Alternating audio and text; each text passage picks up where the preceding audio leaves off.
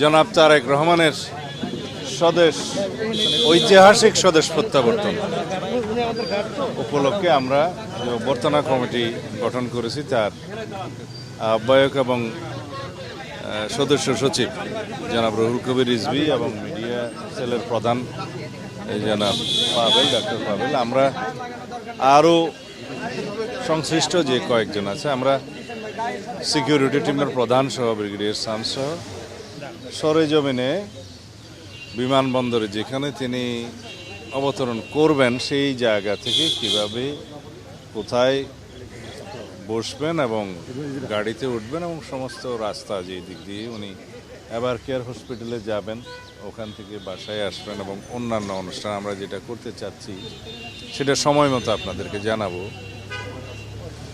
সেগুলো সরজমিনে আমরা একটু পরিদর্শন করে এবং সংশ্লিষ্ট সকল কর্তৃপক্ষের সাথে একটু সমন্বয় করতে গিয়েছিলাম। আর নিরাপত্তার বিষয়টি আলাদাভাবে সরকারের সংশ্লিষ্ট মহলের সাথে সব বিভাগীয় প্রধানদের সাথে আমাদের নিরাপত্তা টিমের যিনি প্রধান এবং অন্যান্য সদস্য আছেন তারা সমন্বয় করছেন বেশ কয়েকদিন থেকে।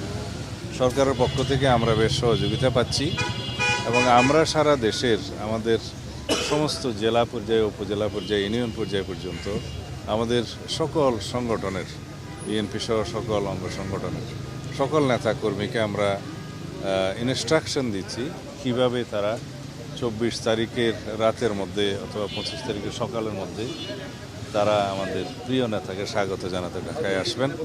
এর মধ্যে সারা দেশের সমস্ত জনগণের মধ্যে ব্যাপক উৎসাহ উদ্দীপনা আছে। দীর্ঘ 17 বছরের রাষ্ট্রের নির্বাসিত জীবন শেষে আমাদের এই দেশের গণতন্ত্রের রক্ষা কবচ, আমাদের আগামীর বাংলাদেশের যিনি নেতৃত্ব দেবেন ইনশাআল্লাহ তাকে এক নজর দেখার জন্য আমরা গণতন্ত্র অবমুক্ত করতে পেরেছি। ফ্যাসিবাদের বিরুদ্ধে সংগ্রাম করতে করতে এই ফ্যাসিবাদ বিরোধী রাজনৈতিক সংগ্রাম, গণতান্ত্রিক সংগ্রামের সুদীর্ঘ 16-17 বছর তিনি নেতৃত্ব দিয়েছেন আমাদের। তো সুতরাং আমরা চাই যেন তার এই ঐতিহাসিক প্রত্যাবর্তন যেন বিগত 55 বছরের ইতিহাসে যেভাবে যা কিছু দৃষ্টান্ত হচ্ছে তাকে ছাড়িয়ে যায় এবং আগামী 55 বছরের ইতিহাসেও যেন সেরকম কোনো ঐতিহাসিক ঘটনা না হয়, সেরকম একটা আমরা স্মরণীয় করে রাখার জন্যই আমাদের সমস্ত আয়োজন হচ্ছে। আশা করি সারা দেশের মানুষ সেদিন অপেক্ষা করছে। আপনাদের সকলের সহযোগিতা প্রয়োজন।